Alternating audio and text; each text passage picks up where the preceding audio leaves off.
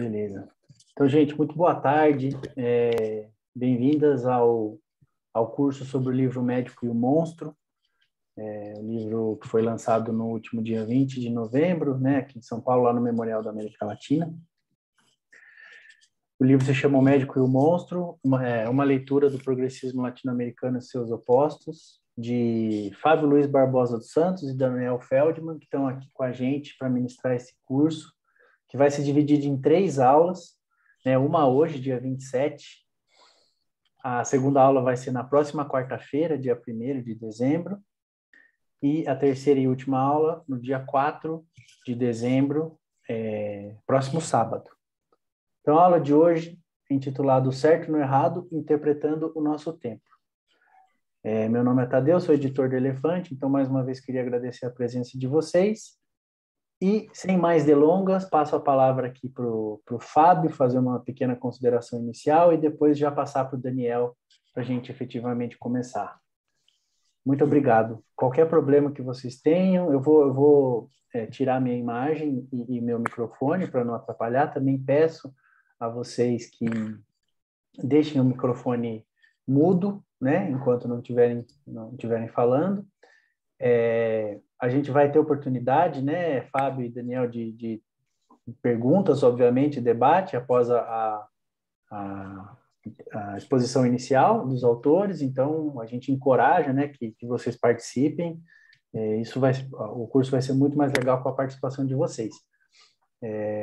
Qualquer problema que vocês estejam enfrentando na transmissão, quiserem me falar, é só me falar pelo chat. Eu vou estar aqui, vou estar sem câmera, mas vou estar por aqui, tá bom? Então, muito obrigado. Fábio, com você. Ótimo, obrigado, Tadeu. Olá, pessoal. Boa tarde, Daniel, pessoal que está participando, né? Então, Tadeu já apresentou a estrutura do curso. Então, na discussão de hoje, a gente vai estar pensando em fazer o Daniel vai começar fazendo uma fala de 15 a 20 minutos, depois uma fala de 15 a 20 minutos, aí a gente abre para discussão, para conversa, né?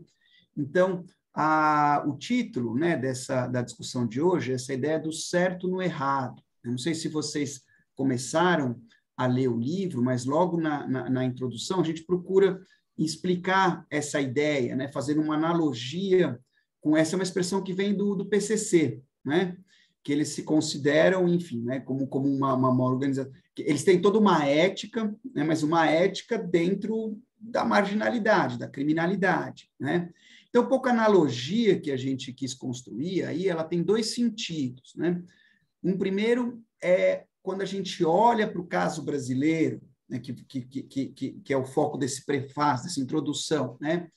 A gente pode olhar para o Brasil sob 2 ângulos muito diferentes, né? A gente pode olhar o período da Nova República para cá, a gente pode ouvir essa promessa da realização de uma cidadania salarial, então, com as conquistas, digamos, da Constituição Cidadã de 98, depois você tem, mesmo nos governos dos tucanos, você tem a expectativa de que o Brasil vai se modernizar com a globalização, ingresso, enfim, e também uma inflação, né? Então você tem essa expectativa, depois isso acaba sendo frustrado, mas aí vem o PT, que talvez é quem encarna de maneira mais evidente esse espírito, né, de uma cidadania, da realização da utopia da cidadania salarial encarnada na Constituição de 88.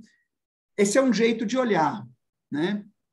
E o outro, mas enquanto isso tudo estava acontecendo, a gente olha para as periferias, por aí afora, né? Então, em São Paulo, aquilo que o Racionais descreve como holocausto urbano, a matança acontecendo durante, né, os anos 90, os anos do neoliberalismo. Depois, no mesmo ano enquanto o PT se elege, é quando a gente começa a falar o termo miliciano aparece no vocabulário brasileiro, né? Em seguida tem aquele lockdown da cidade de São Paulo em 2006. Quem era vivo aqui, quem era gente grande, não esquece, né, desse dia em maio de 2006, né? Então o que a gente está dizendo é o seguinte, né? Você tem esses 2 movimentos acontecendo, né? E a ideia, um pouco a sensação que dá em 2018 é como se tivesse, se o que estava ali nas catacumbas, digamos assim, tivesse ido para o palco, né? E a sensação que prevalece é de uma espécie de raio em céu azul, de algo, uma anormalidade, uma aberração, né? E o raciocínio, então, que a gente procura construir no livro é mostrar as conexões entre uma coisa e outra, né? Como é que o mundo, vamos dizer, ali da Nova República, né, administrado primeiro pelos tucanos, depois pelo PT, estava produzindo este outro mundo que agora ganhou maior evidência, né? Então, a ideia, daí o segundo sentido da ideia do certo no errado é entender que a crítica que a gente propõe, o ângulo que a gente propõe, é secundário, digamos assim, às personalidades envolvidas, né? O enfoque dessa crítica não é falar dos personagens, das lideranças, mas é olhar para uma lógica social que esses governos e essas lideranças, né, foram incapazes ou impotentes de modificar, né? Então, desse ponto de vista, a ideia do certo no errado é entender que os governos progressistas na América Latina foram uma tentativa, vamos dizer, de administrar de forma, podemos dizer, inteligente, sensível e dotada de valores humanos, uma lógica social que é irracional, insensível e desumana, né? E então o Daniel vai começar agora falando um pouco, aprofundando um pouco esse ponto e depois eu volto, né? Tá bom. Boa tarde a todos e todas. Prazer, né? Para quem não conheço, agradecer por estar aqui fazendo esse debate sobre o livro com a gente. Então, um pouco a partir do que o Fábio falou, quer dizer, a gente vai buscar, nesse dia de hoje, né, a gente vai continuar na quarta e no sábado, né? Quer dizer, qual que é o pano de fundo geral da discussão do médico e do monstro? Né? E eu começaria a partir, né, do próprio conceito de progresso. A gente fala de progressismo, progresso, e um problema que a gente detecta é que isso passa como algo natural, né? Sou progressista, rumamos para o progresso. Não há um questionamento desse conceito enquanto tal, né? As pessoas, inclusive, assumem de uma forma automática: fulano é progressista, isso é uma situação, uma prática progressista. Quando a questão de fundo, a gente acredita, quer dizer, o que está progredindo de fato? Qual que é o sentido objetivo, né, daquilo que se denomina progresso? E outros conceitos também, né, vão na mesma lógica, né? Quando se fala em desenvolvimento, desenvolvimentismo. Tudo bem, mas o que está se desenvolvendo? O que está se desenrolando? Né? Modernização, a mesma coisa. Ou vamos buscar fazer do Brasil um país avançado. Mas avançando para onde exatamente? Né? Então, quer dizer, não se trata de negar, né, sem mais a ideia de progresso. Né? Mas será que o progresso em tela é algo melhor, uma sociedade melhor? É isso que se está sendo discutido? Esse é o rumo efetivo das coisas? Essa é uma pergunta-chave do nosso livro. Né? Que nos leva à pergunta, quer dizer, qual que é o conteúdo objetivo disso que se chama progresso hoje em dia? Né? E a gente tende a achar que o progresso ele acabou virando uma ideologia, né? Uma aparência, algo que não procede diante da realidade, do processo efetivo da história. Mais do que isso, né? Muitas vezes a ideia de progresso ela está mascarando um conteúdo social que nos fatos, como o Fábio disse, independentemente das vontades subjetivas, é o contrário, né, das esperanças depositadas na ideia de progresso. Né? E eu acho que essa é uma primeira aproximação, porque o título do livro, o subtítulo é esse: Progressismo e os seus opostos. Como você tem isso misturado. Né? E mais do que isso, né, um segundo passo que eu daria aqui. Né? A ideia de progresso, justamente, precisamos pensar no conceito de progresso. Né? E não é uma discussão acadêmica, é uma discussão muito concreta. Né? Por que é uma discussão muito concreta? Porque existe, a meu ver, né, uma correlação, existe uma homologia entre a lógica do progresso e a lógica do próprio capital. Né? Quando as pessoas falam em progredir, desenvolver, Você está falando do que exatamente? Vamos evoluir, vamos crescer, melhorar, supostamente integrar mais pessoas na dinâmica econômica. É um processo quantitativo, sempre crescente, e é um processo cumulativo. Você vai acumulando, né? Acumulando forças, você vai buscando melhorias, né? Você vai buscando avanços. A pergunta que a gente faz é o seguinte: até onde vai esse processo do progresso, desenvolvimento? Qual que é o ponto de chegada? Nos fatos, ninguém responde essa questão. Né? Me parece que é um processo sem limite, é um processo infinito, e isso tem uma correlação muito explícita, a meu ver, com a lógica do capital na modernidade. Né? O que é o capital? O capital é o valor que se valoriza sem fim. É um processo de acumulação, cumulativo, infinito, sem limite, sem stop. Né? Então, o capital é uma espécie de um sujeito automático, né, da dinâmica econômica e social. Ele vai criando os seus imperativos, as suas compulsões, e vai criando o contrário de uma autonomia, é uma heteronomia, né? Porque nós somos guiados por essa lógica, por essas relações que os homens e as mulheres criaram, mas que dominam a nossa vida, como se nós fôssemos o objeto desse sujeito. Tá? Agora, evidentemente, dizer isso não quer dizer que é um processo mecânico, linear, e que os seres humanos são meras marionetes de estruturas insuperáveis. Tá? O problema do progresso tem que ser respondido historicamente. Né? Essa é uma questão que a gente levanta no livro também.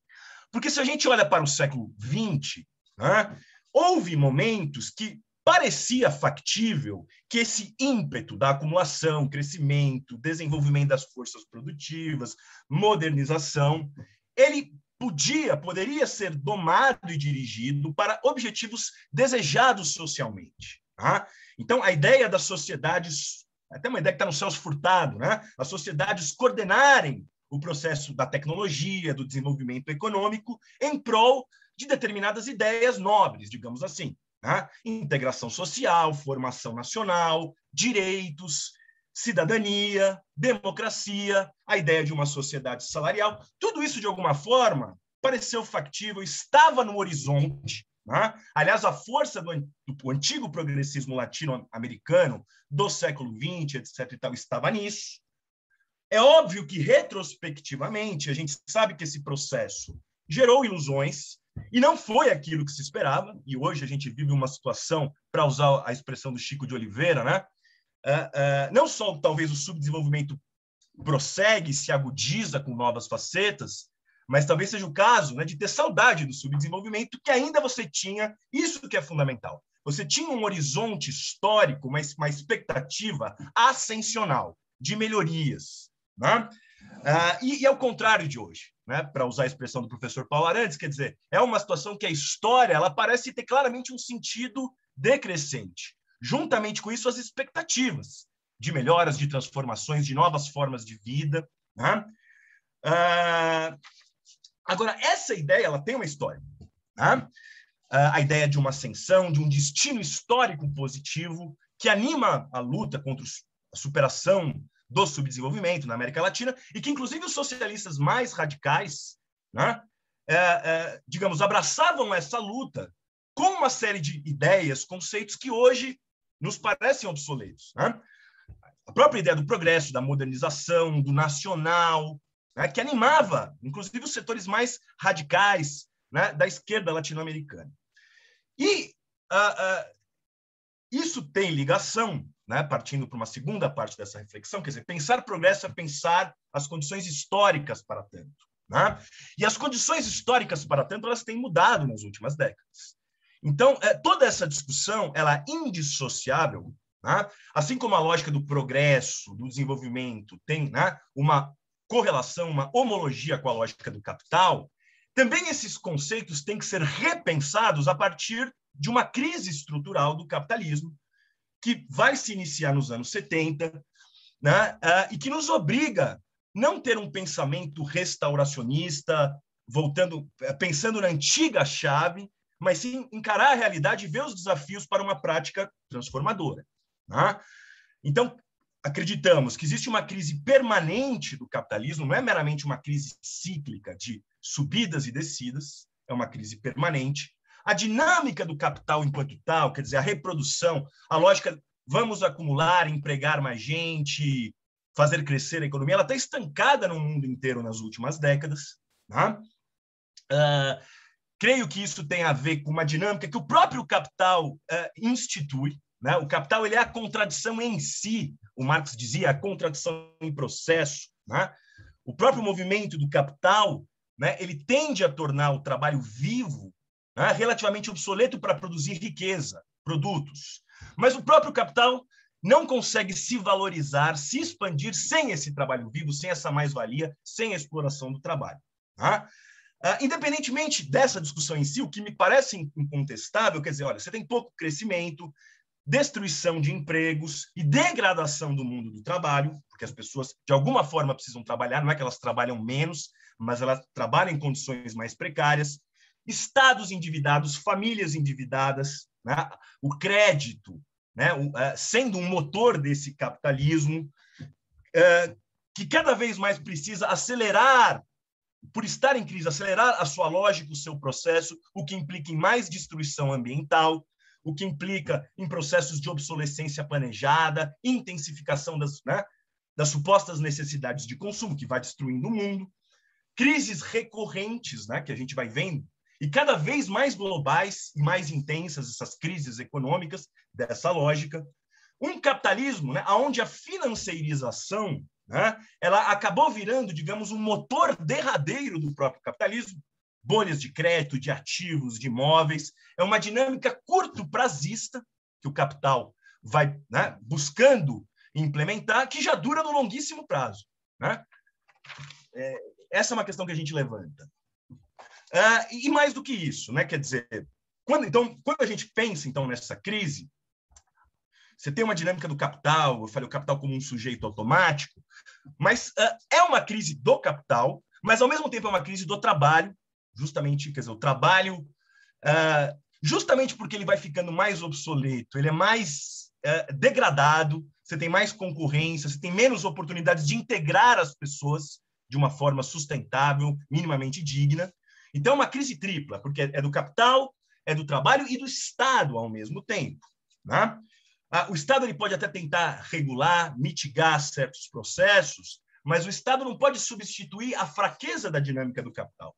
Né? Não à toa a gente vê cada vez mais, inclusive na América Latina, né, você tinha a ideia de um Estado planejador do desenvolvimento, ou no primeiro mundo, um Estado keynesiano, né, interventor na economia, ou modelo soviético. Hoje o que a gente vê é um Estado cada vez mais bombeiro. Ele vai salvar os capitais na crise para impedir um colapso ainda maior da dinâmica do capital. O fato que né, um penúltimo passo dessa discussão, quer dizer, desse ponto, nos leva a pensar o seguinte, quer dizer, essa crise estrutural ela tem um impacto todo destacado, especial na América Latina. Né? Porque é interessante pensar o seguinte, quer dizer, a gente pensa numa crise estrutural, ela começa, contudo, né, no segundo e no terceiro mundo. Né? Ela vai começar, o modelo soviético vai desabar diante dessas novas condições, não enfrenta a concorrência com os americanos, etc. A gente tem a crise da periferia do capitalismo, aqui foi hiperinflação, crise da dívida, desindustrialização crescente, etc. Né? É uma crise que, hoje a gente sabe, é uma crise do capital que está no centro do capitalismo. Tá? Agora, ela vai ter efeitos mais dramáticos para nós, para os países periféricos. É uma concorrência mais encarniçada, aonde a perspectiva que a gente sempre teve, uma modernização para acompanhar os países centrais, vai ficando cada vez mais para trás. É um desnível técnico, um desnível de produtividade. Né? Uma situação que na periferia do capitalismo, países latino-americanos, né? No mundo do trabalho, a precarização, informalização, que sempre foram características, né, do nosso capitalismo, mesmo nos momentos que o progresso parecia mais factível, o avanço, etc. e tal. Agora, o que a gente tem é essa precarização, essa degradação do mundo do trabalho como o horizonte derradeiro e um processo crescente de exclusão né? E de piora das condições de trabalho. A viração, você tem que se virar, você tem que dar um jeito de sobreviver nessa lógica, né? Assim como a própria ideia de que você tem um espaço econômico nacional, uma nação, que é, né, digamos, o locus onde você planeja, regula, busca o progresso, a integração social, etc. Tal, ele parece cada vez mais dissolvido, ele não consegue mais coordenar, ele nunca foi, né, totalmente capaz de fazê-lo. Né? Sempre foi precária essa tentativa de, através do Estado, você dar esse espaço. Né? Mas agora isso ainda é pior. Né? Quer dizer, você tem uma dinâmica que você está cada vez mais ao sabor do curto prazismo, dessa lógica atual do capitalismo, muito financiarizado, muito curto prazista, né? E de uma dinâmica produtiva global, né? Onde a América Latina está totalmente apartada, afastada. Né? Diferente de antigamente, onde os baixos salários, né, permitiram, por exemplo, o Brasil ter a industrialização mais acelerada até os anos 80 do século passado, agora a gente está fora desses processos. Né?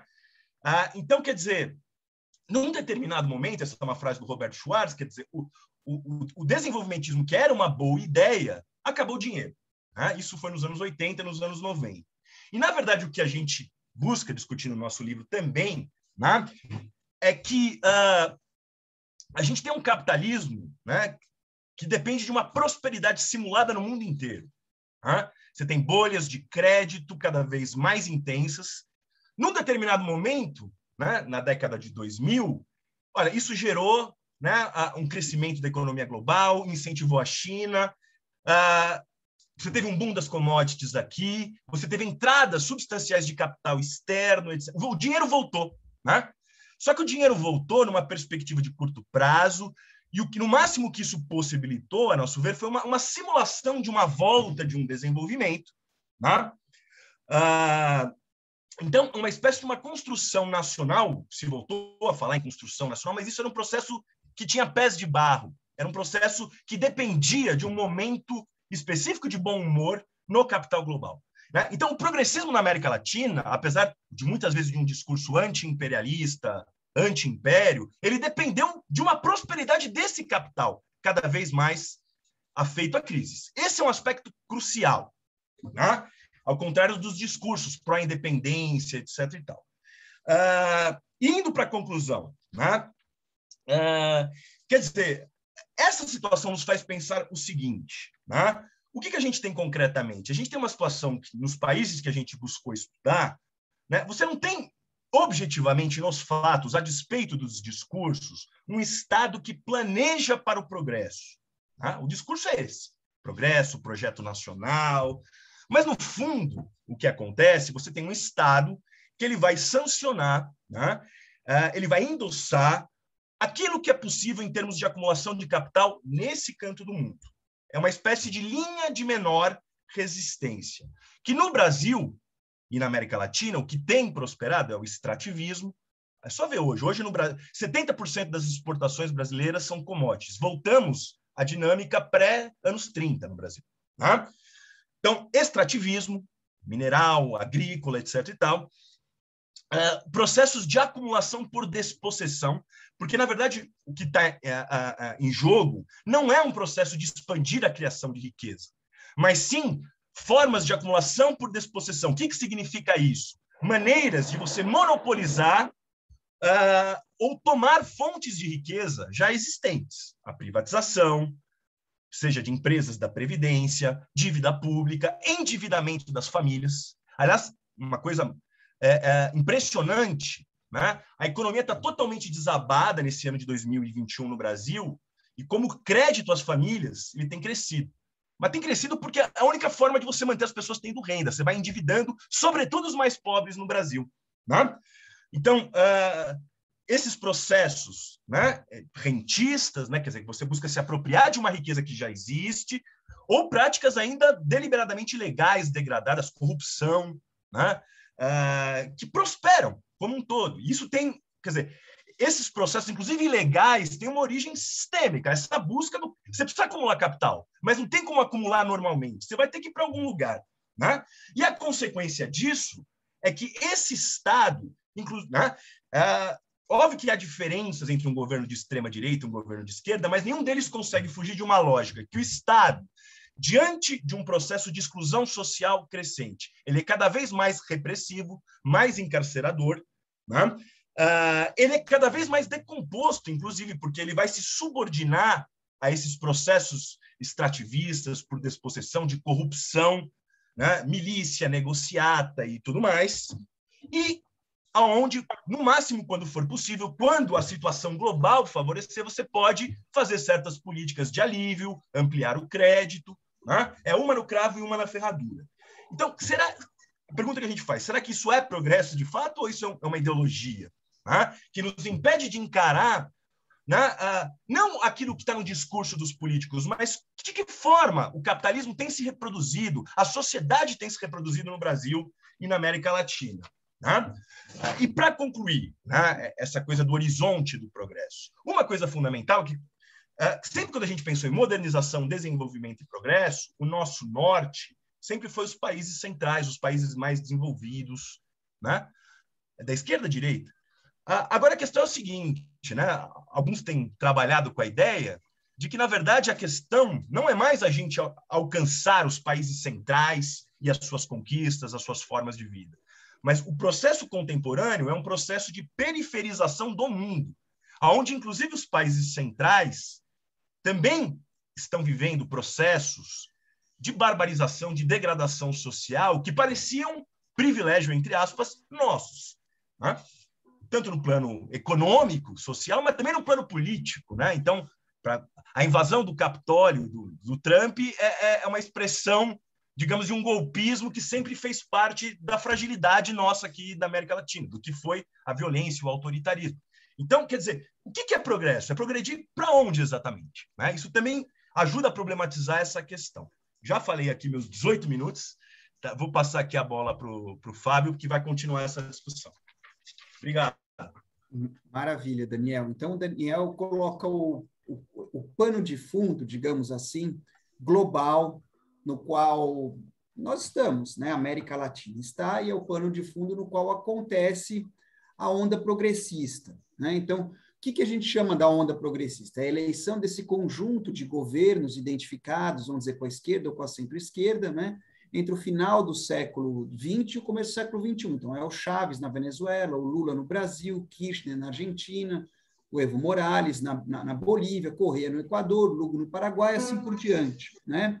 Então, vocês sabem que isso foi uma particularidade da América Latina. Né? Quer dizer, o que foi uma particularidade aqui? Talvez um traço comum desses governos é que eles tenham sido eleitos em reação ao neoliberalismo. Né? Então, neoliberalismo houve em todo o mundo, né? Mas aqui na América Latina é que, vamos dizer, que houve onda progressista. Isso tem a ver também com a resistência social e política que vamos dizer, que essa agenda enfrentou. Né? Mas, então, o ponto essencial a reter aqui é que o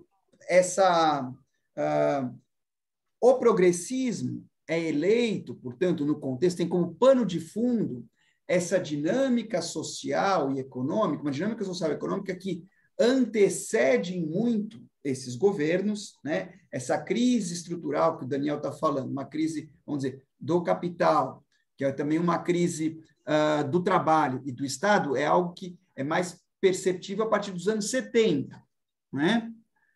E, ao mesmo tempo, por ser uma crise do capital enquanto princípio totalizante, princípio organizador, portanto, é uma crise geral, portanto, ela antecede no tempo e ela é mais ampla no espaço. Né? Mas é esse o mundo em que os governos progressistas, os progressistas chegam à presidência. Né? E aí, um dos pontos de partida, digamos, do nosso livro, e aqui eu vou repetir alguns argumentos que a Tânia e acho que a Renata já escutaram, vocês vão precisar ter paciência aqui comigo, né? Mas um dos pontos de partida do livro é entender por que toda a expectativa investida, né, no progressismo ela se frustrou. Né? Como é que a gente passou dos tempos do Lula para os tempos do Bolsonaro? ou do bolivarianismo, que era o bolivarianismo sobre o Chávez, para a situação atual sobre o Maduro, né?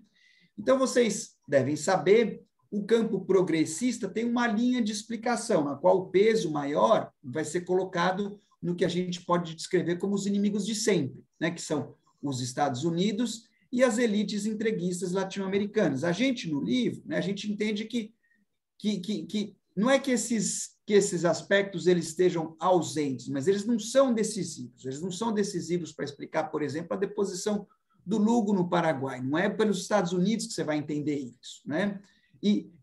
Aliás, essa é uma chave que ela tem um problema até lógico, né? No seguinte sentido, que a gente fica se perguntando, mas então por que essas elites teriam se insurgido décadas, vamos dizer, mais de 10 anos depois desses governos terem chegado, desses presidentes terem chegado aos governos, né? No momento em que já estava, digamos assim, clara a inofensividade do ponto de vista dos interesses do capital, né? Em todos esses casos, né? Então, digamos assim, por que não houve essa rebelião dessas elites quando, nos primeiros momentos em que o Morales parecia, por exemplo, uma coisa ameaçadora, ou quando o Lula parecia, né, você tinha que escrever uma carta aos brasileiros para evitar a fuga de... Por que vai 13 anos depois, quando está comprovada a inofensividade disso? Então, a nossa chave de análise ela vai por um outro caminho. A gente vai tentar entender, então, o malogro do progressismo a partir das suas próprias contradições. Então, diferente de olhar para o que está acontecendo agora como uma espécie de onda conservadora, que é uma reação aos supostos avanços sociais dos governos anteriores, a análise que a gente propõe, a chave de análise que a gente propõe, é olhar para as contradições inerentes ao progressismo. Então, a gente vai explicar essa derrocada do progressismo por ele mesmo, né? Pelo mundo que a onda progressista produziu e pelo seu movimento. Ou, para ser mais preciso, pela impossibilidade ou pela impotência para modificar uma lógica econômica e social que o antecede e o envolve, que é essa lógica que o Daniel estava aí enunciando os traços fundamentais, né?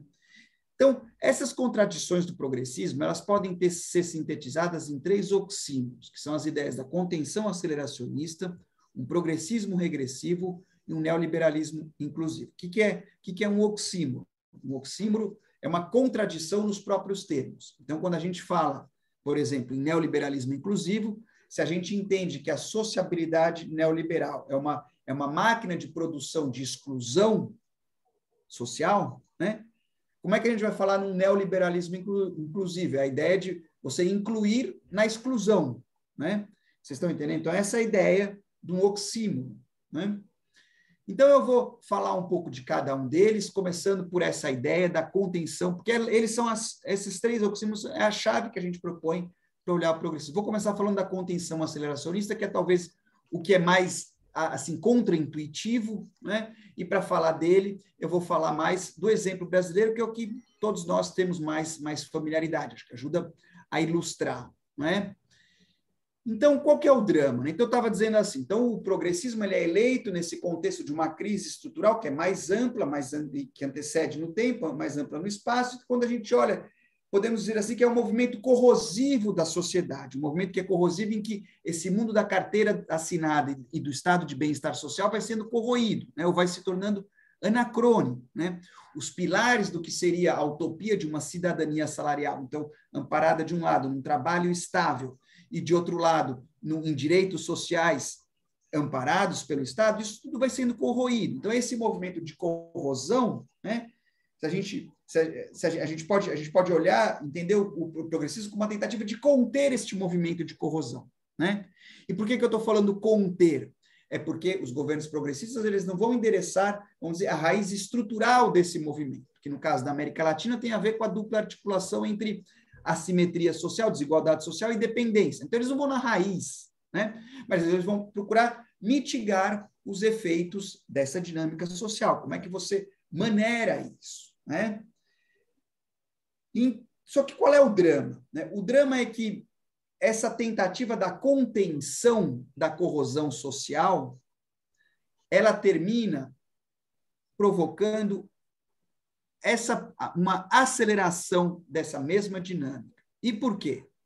Porque a gente entende que a contenção da crise na América Latina do século XXI, ela implica necessariamente no recurso a políticas, dispositivos e práticas que terminam acelerando esse mesmo processo. E é isso que a gente está chamando de uma contenção que acelera, ou de uma contenção aceleracionista. Portanto, de novo, a despeito das intenções dos seus líderes, essa tentativa de conter um movimento dessocializante, de conter essa crise estrutural, por que ela não impede a aceleração?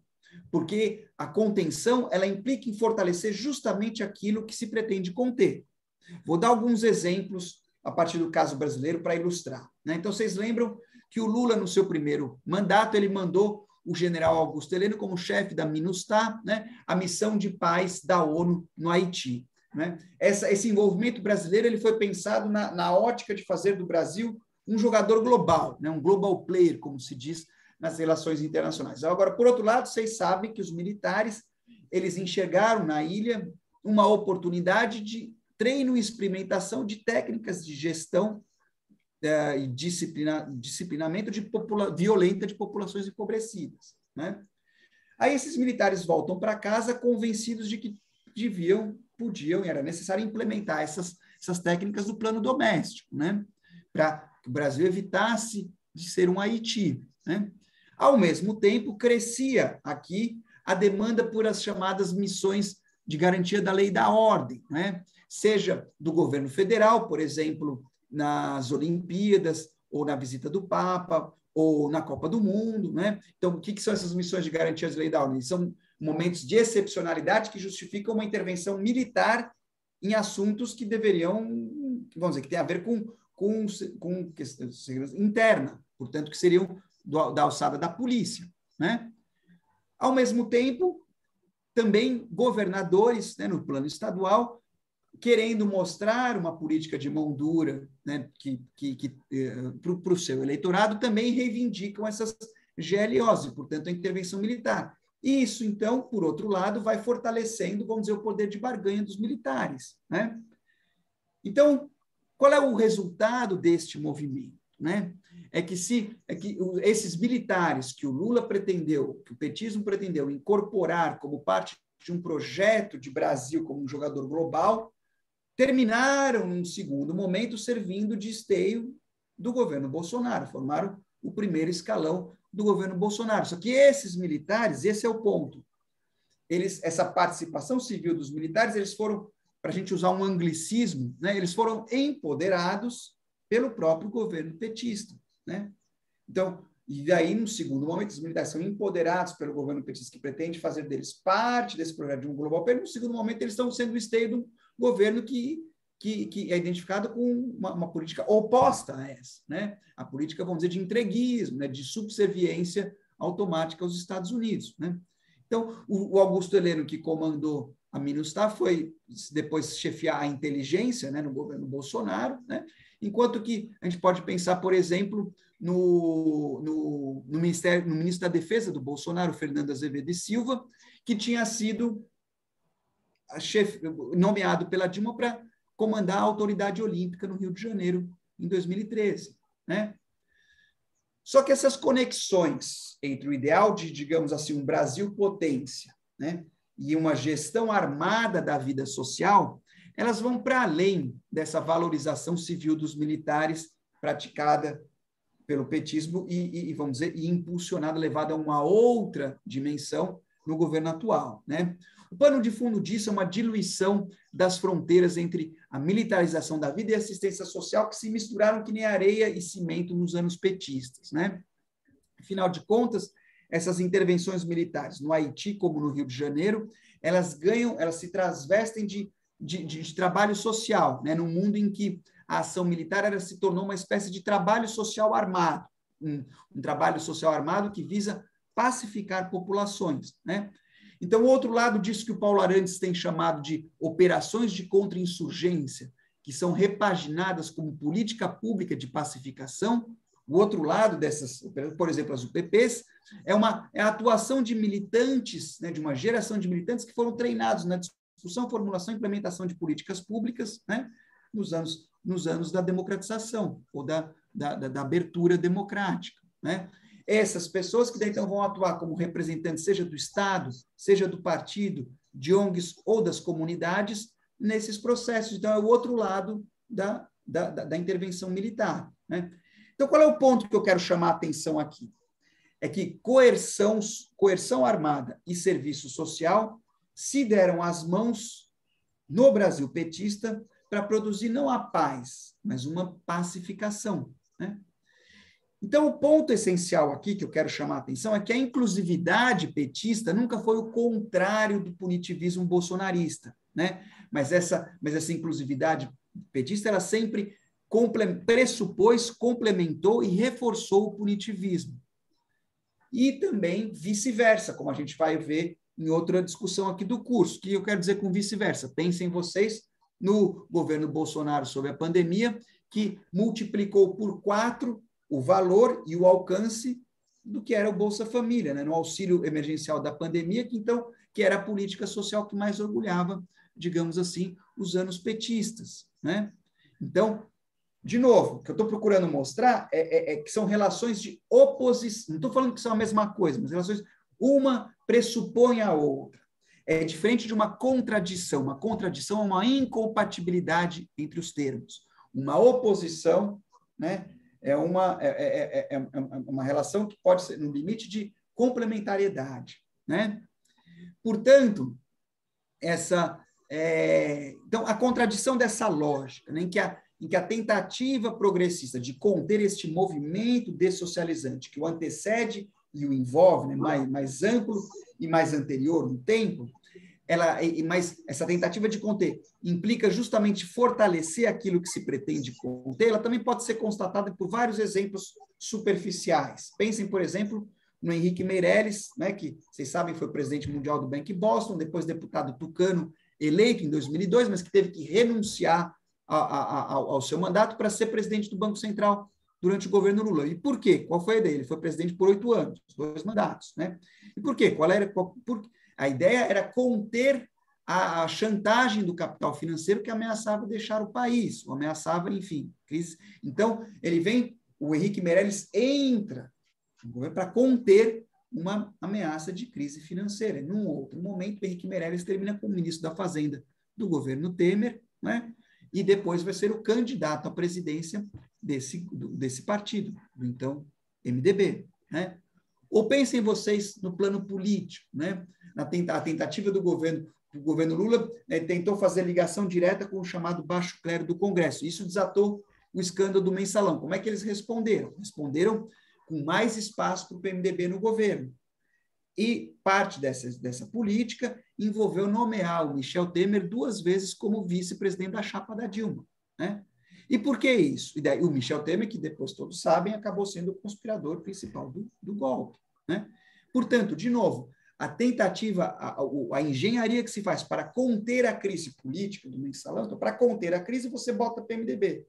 Só que esse PMDB, depois, o Cunha e o Temer vão dizer o que vai provocar a capotagem do governo em 2016. Então, vocês estão entendendo essa ideia de o que o recurso à contenção, a estratégia, o que você pode fazer para conter, termina acelerando num segundo momento. Portanto, é uma contenção que acelera.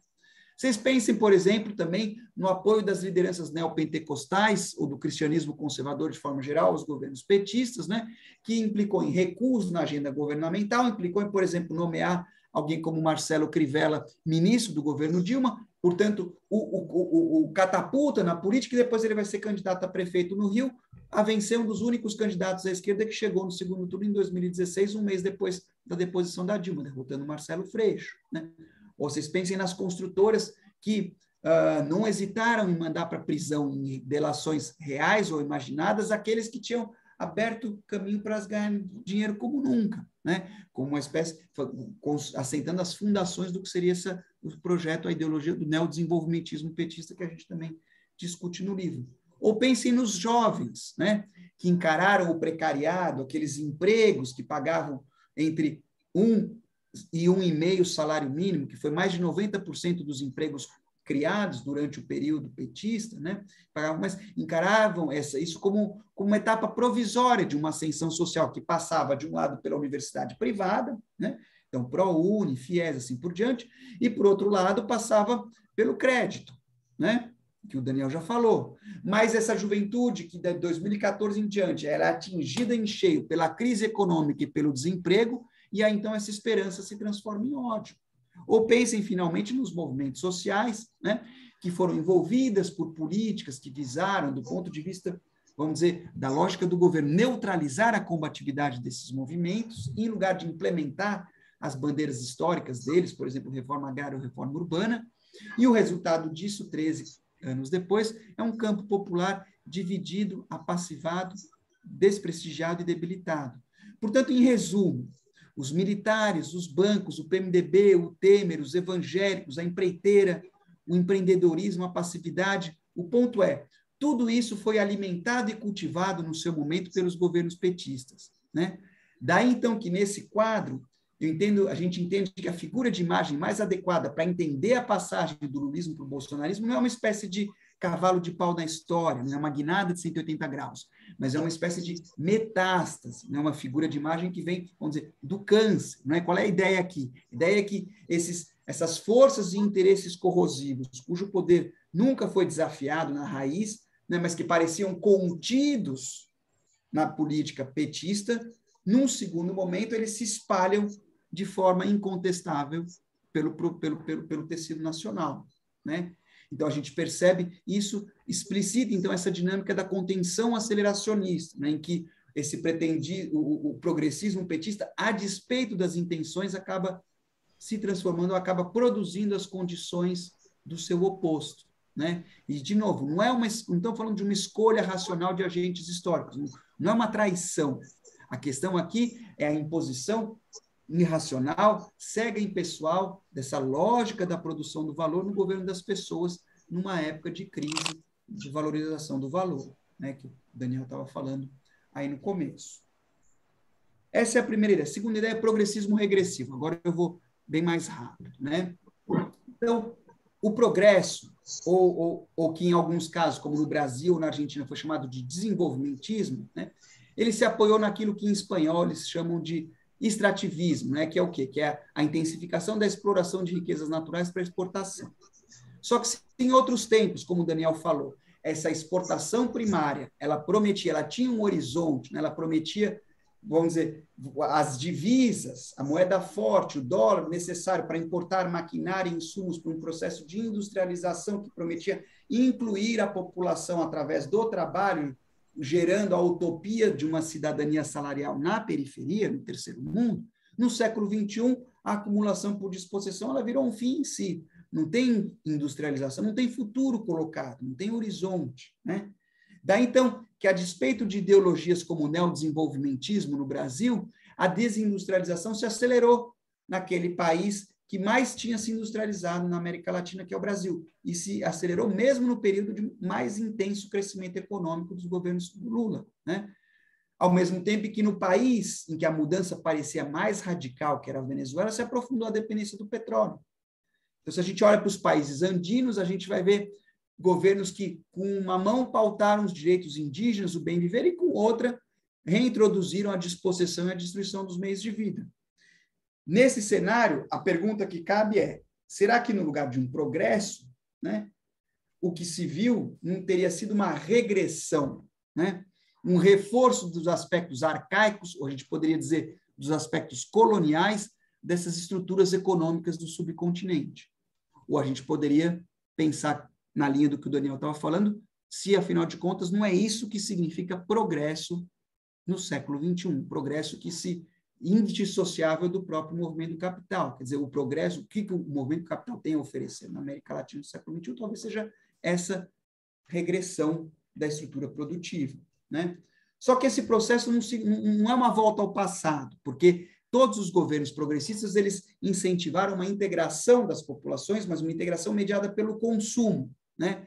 E essa integração mediada pelo consumo, ela conformou as modalidades do que a gente então chama do neoliberalismo inclusivo, né?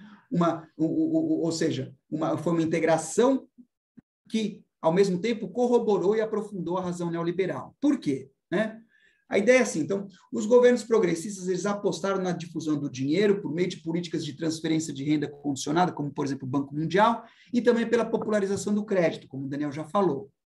Portanto, no lugar da expansão de direitos universais, que é uma saída coletiva, a aposta aqui foi numa inclusão pelo consumo, que é uma saída individual, né? Portanto, a gramática dessa inclusão é uma gramática neoliberal, né? Então, se a gente pensa no neoliberalismo como uma forma de vida, né, ou como uma razão de mundo, como alguns dizem, né, uma forma de vida que se caracteriza pela difusão da lógica da concorrência para todas as relações sociais, inclusive para o autogoverno das pessoas, né, aquela ideia do empreendedorismo de si mesmo, a gente vai constatar que o progressismo reforçou uma sociabilidade neoliberal. Então, observem aqui, eu não estou falando só do neoliberalismo como uma razão econômica, identificada com a agenda da austeridade. Esses governos não tampouco desafiaram a racionalidade, vamos dizer, a austeridade fiscal, né? A política da austeridade, de forma então, que no Brasil o tripé econômico de metas inflacionárias, superávit primário, né, e câmbio flutuante foi mantido, né?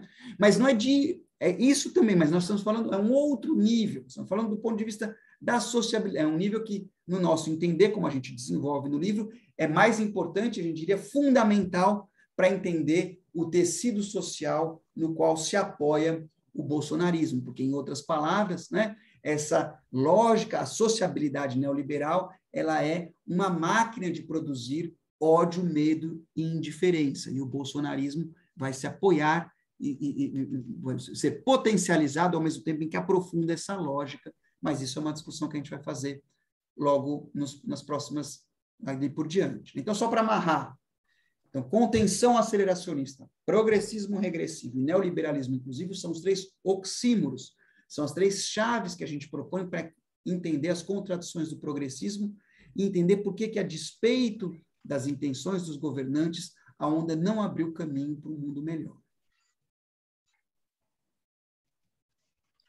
Beleza, gente. Muito obrigado, Daniel e o Fábio, pela exposição inicial. A gente ainda tem mais meia hora, né, de curso, então eu queria abrir para pergunta, participação de vocês que estão aí assistindo, comentários, não precisa ser necessariamente uma pergunta, pode ser uma colocação, um comentário, enfim, fiquem à vontade.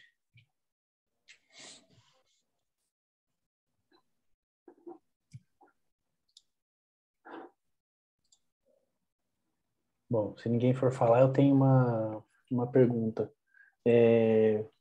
Fábio ou Daniel, a gente está vivendo uma situação de extrema polarização, né, política, enfim, que a gente, como vocês bem disseram aqui e em outras ocasiões também, não é a mesma coisa um governo Bolsonaro e um governo Lula, né, que muito provavelmente é o que vai estar colocado, e eu imagino que todo mundo que quiser empreender essa discussão que vocês fazem no livro, pelas rodinhas de conversa fora, fóruns de internet, vai se deparar com essa questão.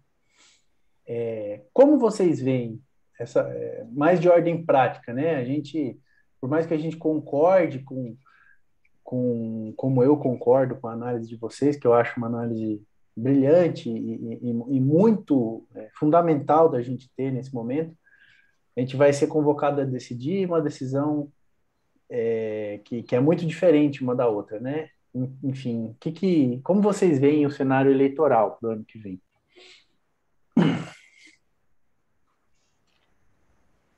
Daniel, começa você que eu falei, eu passei do meu tempo, não, falei muito. Oi, pode? Eu começo? Vamos lá. Olha, então, eu acho assim, ainda complementando um pouco o Fábio também e tentando já trazer a questão do Tadeu, né? Contenção aceleracionista e progressismo regressivo, no fundo são, né? Por que isso é central, essa parte da exposição do Fábio? Porque elas dão conteúdo do nosso livro. O que é médico e monstro, na verdade? Né? Uma coisa que eu chamaria a atenção é o seguinte, A própria palavra crise, quando a gente fala de uma crise estrutural e uma crise brasileira, latino-americana, ela tem uma origem médica. Né? Só que a crise é um momento, né, onde o conjunto de contradições, né, vem à tona e exige uma solução de vida ou morte. Assim, né? Uma situação que tem similaridades com o que a gente vive. Tá? Então, desse ponto de vista, a gente poderia, assim, voltando ainda na discussão do Fábio, qual que é a questão? Né? A questão é que a gente não é contra, a gente não é a favor de um quanto pior, melhor. Né? Vamos dizer assim.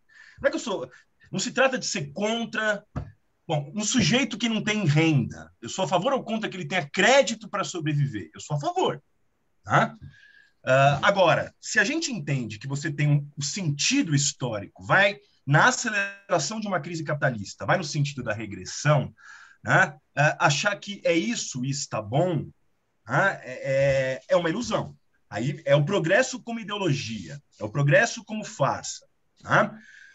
Pegando esse caso específico do crédito, quando você teve, por exemplo, né, no período lulista, e já desde antes no FHC, um crescimento do crédito ligado a uma situação econômica positiva que criou um otimismo no país, bom, a situação econômica do país era outra, externamente, internamente, e você tinha um nível de endividamento das famílias que não existia. O crédito era uma novidade no Brasil. Hoje a coisa inverteu, porque hoje o esforço não é o crédito para ter o acesso ao consumo. Né? Hoje o esforço para pagar esse crédito acumulado e que cresceu e atingiu uma enorme porcentagem da renda dos mais pobres e que são subordinados, né, a juros muito mais escorchantes. Né? Aliás, é disso que se trata. O que é o crédito para as pessoas pobres como um substituto do não salário, do não serviço público? Isso é um processo global. Mas por que o juro é tão alto para essas pessoas pobres? Porque se trata de um cliente, entre aspas, né, que você sabe que lá na frente ele vai se tornar inadimplente. Então, você vai ganhar antes com o crédito. Né? Eu estou dando esse exemplo, mais especificamente, né, para dizer o seguinte, olha, a questão, se você perguntar para mim pessoalmente, bom, eu voto no Lula. Né? Mas a questão não é essa. Tá? A questão é que toda a discussão política no Brasil está sendo canalizada para um salvacionismo. Bom, Lula ou Lula-Alckmin vai nos salvar do bolsonarismo, como se não houvesse relação entre o processo social que a gente viveu na era lulista e o que a gente vive hoje. Isso é um aspecto. Né? A gente recai numa espécie de saudosismo do lulismo e da nova república, e não por acaso Lula e Alckmin, né? Existe essa possibilidade, não é à toa. Está todo mundo tentando voltar ao remédio da contenção, só que esse remédio da contenção, esse remédio para a crise, né, o problema é que ele não só tem limites, como a doença ela vai se degradando. Né? O processo de contenção, você está, digamos, colocando combustível numa máquina social avariada. Só que é o seguinte, quando você coloca combustível numa máquina que é cada vez mais degradada, né, a questão é que esse é o sentido da aceleração. Né? Porque eu dei o exemplo do crédito, mas vamos pensar na questão do mercado de trabalho, por exemplo. Qual que é o horizonte, né, de trabalho para essas pessoas que estão aqui, né, para essa juventude? Esse é o ponto. Né? Outra coisa, qual que é o horizonte então, ligado a isso, alguém acha que a economia brasileira vai ter as condições de voltar a gerar empregos suficientes? Vai ter uma retomada da industrialização brasileira? Ou será que, como tem sido no último período, bom, o país cresce, atrai capitais, mas nesse mesmo movimento você vai ficando cada vez mais extrativista, cada vez mais reprimarizado, desindustrializado, né?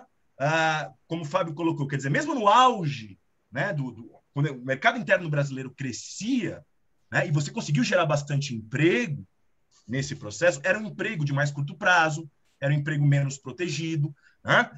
Então, você tem processos estruturais que são dados pela lógica do capitalismo. O que você está fazendo, no fundo, é dar remédios. Óbvio que eu sou a favor de renda mínima, por exemplo, de ter crédito para a pessoa que não tem, e de ter um governo diferente desse governo Bolsonaro, tudo bem. Né? Mas a dinâmica, né, da exclusão, a dinâmica da reprodução, do retrocesso produtivo, a dinâmica do punitivismo, né, ela não vai ser superada pelo mero fato de que você coloca em Brasília outros pilotos para essa máquina variável. Esse é o ponto. Então, a discussão da esquerda, a meu ver, ela é canalizada. Bom, eleição, tudo bem. Mas a gente não discute, né, até que ponto esse horizonte do progresso, esse horizonte do desenvolvimento, né, será que não é o caso de um esforço? Tudo bem, pode parecer abstrato para as pessoas hoje, mas é abstrato porque as pessoas não pensam nisso. Não é o caso da gente imaginar outras formas, como a gente pode aproveitar esse potencial técnico produtivo para outras formas de vida e não recair numa lógica, que é a lógica de hoje, é quem pilota a lógica da valorização do capital. É disso que se trata. Você pode colocar um pouquinho mais de Estado, um pouquinho mais de mercado. Hoje ele fala numa volta do keynesianismo, que para mim no Brasil isso é totalmente ilusório. Achar que o Brasil vai... Outra coisa, né, que a gente tem que ver o sentido da coisa. Quando o Lula conseguiu fazer políticas, né, inclusive políticas anticíclicas, contra a crise de 2008, aumentar salário mínimo, melhorar políticas sociais. Olha, por que a gente não foi naquela época bombardeado pelos mercados globais? Porque o Brasil estava tendo uma enxurrada de dólares. A arrecadação estava aumentando. A dívida brasileira estava reduzindo. Né? Agora, achar que as condições daquela época vão se repetir agora, né? Eu acho que é temerário, elas não vão se repetir agora. Né? É só ver o que aconteceu no Brasil agora. O governo começou a reduzir a taxa de juros, né? E teve que aumentar, porque você tem eventos externos. Esse é o problema, né? Da dependência que não tem motor próprio na economia brasileira. Quando a economia brasileira cresceu nos últimos 30 anos? Quando lá fora foi deixado. Foi no Plano Real e na era Lula. Então, a gente depende disso. A gente depende de espasmos de criação de crédito lá fora, que vai entrar capital aqui dentro, vai animar a China, talvez anime as nossas exportações. Só que isso é vapt-vupt. Assim como entra, sai muito rapidamente. E outra, esse mesmo processo no seu auge, tudo bem, ele gera crescimento, gera emprego por um período, mas ele gera todas as características da regressão. O extrativismo, uma dependência cada vez maior. Né? Então, a discussão é essa. Né? Tudo bem, a gente vamos apostar tentando, né, não sei se eu estou tentando responder a questão do Tadeu. Eu acho que assim, a gente tem que... a nossa preocupação não é a eleição. Né? Isso acho que é muito claro. Não é questão que eu não tenho uma oposição, não vai ter uma oposição, que eu acho que isso que é igual, que é idêntico. Mas eu acho que tem uma outra coisa que é muito mais carente de reflexão, que é justamente nisso que o nosso livro quer provocar. Né? Quer dizer, o que a gente está pensando em termos de sociedade? Não é o caso de a gente repensar isso, né? E abandonar... Porque, no fundo, o que tem acontecido para a esquerda? Eu concluo com isso. Ou a esquerda, né, ela tem sido uma esquerda restauracionista, vamos reintroduzir soberania nacional. Aonde? Alguém me explica onde vai ter soberania nacional no Brasil de novo? Né? Um mundo do trabalho protegido, sendo que no mundo inteiro é o contrário disso. Uma lógica de preservação da natureza. Agora, sobretudo na América Latina, progresso, crescimento econômico, acumulação de capital é destruir a natureza. Você está falando de progresso aqui, nesses termos que estão postos, não há como fazer diferente. Né? Então, vamos ser sérios. Então, você quer fazer um capitalismo verde no Brasil? Então, você não vai ter desenvolvimentismo. Então, essas coisas não são abordadas.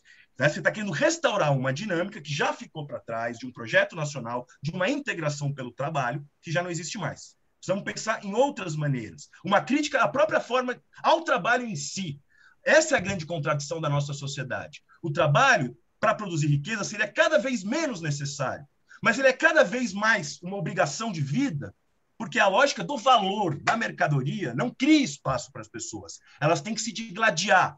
E cria um mundo do trabalho que é igual a uma guerra civil, né? Ele cada vez mais parecido com uma guerra civil, onde a esquerda fala, não, esse mundo vai ser um mundo harmonioso, cidadania pelo trabalho. E o bolsonarismo, ele soa como mais verdadeiro, porque ele fala, isso é uma guerra civil, e nós vamos viver essa guerra civil até o fim. E para grande parte das pessoas, isso soa como mais autêntico, mais verdadeiro. Porque você não quer dourar a pílula, você não quer prometer um tudo pelo social, que independentemente das intenções, acaba sendo falso, na verdade. Né? Essa hegemonia da questão social que a gente teve no Brasil, em parte, ela se reverteu pelos seus próprios méritos. Você tentou incluir, conter a crise social, mas a realidade da reprodução da vida traía esse ideal. E aí vem a extrema-direita. Então, esse é um aspecto. Pensar né? Pensar de uma forma restauracionista é aquilo que eu falei, é tentar pegar o touro do... aquela história de pegar o touro pelo chifre, você dominar a dinâmica da acumulação de capital em prol de objetivos nacionais, integradores sociais. Isso só vem acelerar, num segundo momento, um processo que é impessoal, que não é culpa do Lula ou do Bolsonaro ou nosso, que é culpa do capital. Então, esse é um aspecto. O outro lado disso é uma esquerda que acaba caindo na dinâmica da guerra cultural com o bolsonarismo. Né? Isso é cada vez mais comum também. Porque tanto para a direita como para a esquerda, essa lógica do capital em crise, ela não é superada, e a gente não fala que é fácil superar isso. Eu e o Fábio, a gente não propõe uma fórmula, vamos ir além do capital. Não. Mas a primeira questão para você tentar responder uma questão é formulá-la, é colocar o problema. Né? E se a gente não formula o problema, a gente fica esperando a próxima eleição, né? Esperando, antes era discutindo se o Alckmin é um aliado valioso ou não, né? E etc. e tal. Então, o que eu quero dizer é que, óbvio que a questão cultural ela é fundamental, mas quando a política se reduz a uma guerra identitária e cultural, como tem sido em muitos cenários, a gente fica querendo matar os bolsominions, etc. e tal. Tá bom, mas isso é um reflexo, né, na verdade, de que as questões centrais são deixadas de lado, que é a lógica de reprodução da sociedade cada vez mais doentia, cada vez mais acelerada, que o bolsonarismo quer acelerar e a esquerda, no governo, só pode, em certas condições, tentar contê-la. Né? Então, no fundo, a gente trata um pouco isso também no livro, quer dizer, isso é um grande espetáculo que a própria esquerda está caindo. Né? A gente deixa de discutir os processos sociais que dão força para a extrema-direita, não só no Brasil, como no mundo. Né? E a gente entra no campo deles, no campo da simbolização, no campo... Né? E é por isso que tem que aparecer em forma de guerra cultural. Porque a lógica econômica e social, ninguém está afetando. Uns querem acelerar, outros querem conter ou fazer ela funcionar melhor. Aí a coisa tem que aparecer no plano simbólico, cultural, que óbvio que tem a importância, não se trata de uma discussão mecanicista, economicista, né? Mas, inclusive, para dar conta dessas questões culturais, a gente tem que pensar a dinâmica societária, né? Que vai produzindo exclusão, vai produzindo uma sociedade cada vez mais autofágica, né? Onde a direita cresce. Eu não sei se eu respondi a tua questão, Tadeu. Eu vou tentar responder de um jeito em cima do tema, mas de um jeito bem objetivo, né? Assim, acho que no primeiro turno, eu pessoalmente voto no que tenha mais à esquerda. No segundo turno, você vota no menos pior, ou no mal menor, digamos assim, no mal menor, né? Então, qual é o que acho que o que esse livro pode acrescentar para o debate político? Eu acho que é uma conscientização em relação ao que significa o mal menor hoje e o que significa, no caso, votar no PT. E o que, mais importante, o que não significa votar no PT. Eu acho que então, o que a gente está colocando é assim: a América Latina tem câncer, não é?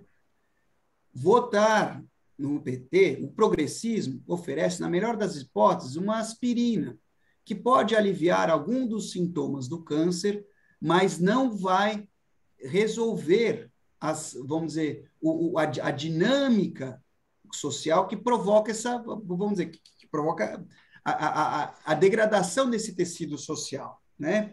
Então, acho que eu acho que esse que eu acho que é o fundamental. Pode, mesmo para quem votar, porque uma coisa, de novo, é você votar no PT pelo mal menor, outra coisa é você votar no PT empolgado, achando que você vai derrotar o bolsonarismo, que é um fenômeno social, que não vai mudar e não vai ser extirpado com mudanças em Brasília, né? Então, por exemplo, vejam vocês aqui esse panfleto. Dá para vocês verem aqui? Vocês conseguem ver? Isso aqui é um panfleto, eu não sei se está direito na câmera. Vocês conseguem ver isso aqui? Está escrito assim. Isso é um panfleto de uma última manifestação. Está escrito assim, tem a estrela do PT bem grande, escrito o remédio universal. Né? Isso foi uma manifestação dessas que teve esse ano contra o Bolsonaro. Né? Então, assim, tudo bem, se você ler as 2 páginas do texto, você vai ver que na última linha eles estão dizendo que o remédio não é o PT, é povo na rua, né? Mas todo mundo aqui não precisa ser PhD em marketing para entender qual é a mensagem que está passada aqui pelo panfleto que você vai pegar no meio da Paulista, né? Então, para desfazer esse tipo de ilusão que o livro tem um papel importante. Você vai votar no PT, tudo bem, mas não vai achar que o PT é o remédio universal, né? E a outra coisa importante que o Daniel falou, só reforçar, colocar no debate das pessoas essa questão, a dinâmica social, a dinâmica econômica, porque a política ela está reduzida, o debate brasileiro está reduzido à superfície, seja da alternância da política, seja da guerra cultural, né? E como o Daniel falou, mas eu vou reforçar, a esquerda, e aí eu estou falando da esquerda partidária, ela está fazendo esse jogo. Então, quando você vai na Paulista, na última manifestação que eu fui, e você vê as pessoas falando assim, então, eles vão colocar 100 mil na rua, nós vamos colocar 10, muito mais, eles vão ser violentos, nós vamos ser mais. Você tá jogando pelo outro lado da polaridade. Só que o que fica fora da polarização? Qual é o ideal, digamos, dessa política da polarização? É fazer uma disputa entre super-heróis, que de um lado seria, digamos, né, o Messias, e de outro seria o líder messiânico operário, né? Então você tem uma disputa aí o que fica de fora é a discussão da dinâmica social. Está fora a economia, está fora a sociedade, está fora que vai produzindo. Só que esse é um ponto, mas a gente vai desenvolver esse ponto numa outra discussão. Só que o drama é que o sentido da história não se trata de um pêndulo, médico e monstro, Bolsonaro, PT, porque a sociedade vai se corroendo. Portanto, o monstro tende a se emancipar. Daí que vem a metáfora do livro. Eu estou adiantando para vocês o final do curso um pouco, mas para fazendo um spoiler. Mas o pessoal está discutindo a maquiagem e a roupa. Nós estamos tentando olhar a radiografia para olhar os órgãos de dentro do funcionamento. Vamos voltar a olhar. Vocês estão entendendo? É como se a pessoa tem... Você está no século XIX, você tem um problema, você tem que olhar os órgãos internos para entender como é que está funcionando o metabolismo da sociedade. E ao invés de falar do metabolismo da sociedade, as pessoas estão discutindo a maquiagem, a roupa que vai, né? Está discutindo essa parte superficial, que não é pouco importante, mas está deixando de fora o metabolismo social. E é isso que vai ter que mudar para superar o bolsonarismo. Gente, a Renata Filgueiras levantou a mão para falar e o Hugo também. Então, antes de vocês continuarem, eu acho que vai ser também a última rodada. Vamos falar então, vamos lá, Renata, por favor, seu comentário, e assim que a Renata terminar, o Hugo pode tomar a palavra, por favor. Obrigada. Bom, boa tarde a todos, professores, obrigada. Eu estou tentando entender, né? Eu fiz até uma pergunta lá no debate, lá presencial, não podia, acabei saindo, né? Não ouvi toda a resposta, mas porque eu tinha um compromisso depois, mas eu acho que eu estou começando a entender, eu acho que eu já tinha isso, né, compreendido, mas talvez estava meio adormecido de não estar estudando isso mais sistematicamente. Quando vocês mencionam o termo, né, explicam o que é a contenção aceleracionista, e aí eu me lembro de um episódio, que não foi um episódio pontual, foi algo bem estrutural do primeiro ano do governo Lula, que foi a aprovação da reforma da Previdência dos Servidores Públicos, que ela foi, que alguns... eu li uma tese, uma dissertação de mestrado na ocasião, inclusive, e ele chamou de batismo de fogo do governo Lula, né, que foi essa aprovação dessa reforma, porque ela, na verdade, eu entendo aí, pensando até um pouco na professora Leda Paulani, que ela consolida o Brasil, ela alça o Brasil como plataforma mundial de valorização financeira. Ela diz que a aprovação da reforma foi a consolidação de uma série de outras reformas que já haviam sido feitas nos governos do Fernando Henrique, né, para abrir o Brasil, portanto, para essa inserção mundial na financiarização, propriamente, que o Brasil não estava ainda, né, inserido de forma orgânica, e aí ele é inserido, né, porque aí você coloca também a reforma da Previdência dos Servidores dispõe todo o mercado de trabalho para a valorização desse capital, né, no mercado financeiro. E aí o Brasil se torna, portanto, segundo a professora Leda, como um emissor de capital fictício, portanto, né? Então eu acho que esse é um exemplo também que poderia ser, né? Não é uma contenção, mas, enfim, é uma medida que acelera dentro de um governo que tem uma plataforma, digamos, que foi eleita de um governo que vai conter, né, os males das políticas neoliberais, de austeridade, que foram praticadas, né, desde então. Enfim, não sei se eu estou certa. E a aí isso foi um comentário, eu não sei se vocês puderem comentar também rapidamente, e uma pergunta é se vocês, eu entendi que a fração de classe lulista, nos termos lá do que o André Singer define, dessa fração de classe de apoio do lulismo, eu entendi que ela foi a protagonista de 2013. Eu não tenho certeza porque eu não analisei as pesquisas de participação, eu não sei se foram, né? Mas eu fico pensando se foi essa parcela que se transformou depois em apoiadora do impeachment da Dilma, né? Eu também não tenho certeza se faz sentido falar isso. Enfim, transformando, né, esse sentimento de desamparo, enfim, de abandono em ressentimento, né? E posteriormente em ódio. Não sei se tem muito sentido isso que eu estou falando. E aí eu queria só fazer mais dois comentários. Eu consegui elaborar melhor a pergunta que eu fiz lá no memorial. Eu achei que ela ficou meio confusa. Aí eu consegui elaborar melhor, que é o seguinte: eu tenho participado de uma série de debates sobre essa questão da questão climática, ambiental, por conta do movimento sindical. Eles discutem muito isso o tempo todo. Eu acho sempre que é uma discussão que às vezes vai aprofunda e a maioria das vezes fica muito superficial. E aí eu queria saber de vocês, porque eu percebo uma preocupação da Europa, Estados Unidos, com a destruição, especialmente da Amazônia, né? Da Amazônia toda, né? Da Amazônia legal chamada, né? E aí eu vou ler, porque eu acho que ajuda para não ficar tão confusa nas minhas ideias. E tem uma barreira específica do acordo com o Mercosul, por exemplo, que eles põem tipo de produção de carne bovina com condicionantes, então eles põem uma série de condicionantes para a América Latina produzir, né, especificamente os países do Mercosul, produzirem carne, assim como o mercado de trabalho não pode ter trabalho escravo, análogo à escravidão, para poder assinar o acordo, né, do Mercosul.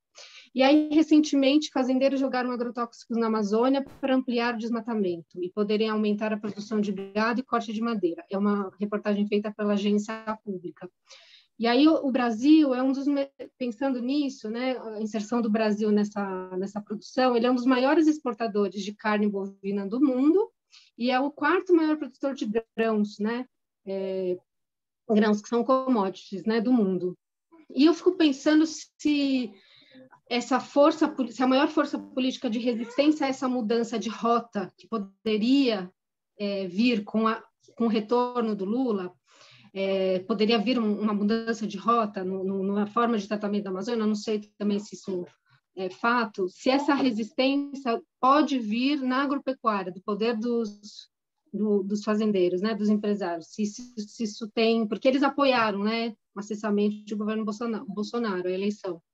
E aí é uma pergunta mesmo, se vocês entendem que a destruição, o retorno do Lula, nesse caso específico da Amazônia, ela tomaria outro rumo, a destruição da Amazônia tomaria outro rumo. O que seria essa mudança de rota para um tipo de destruição com preservação da Amazônia? É possível falar isso? Ou é muito ingênuo?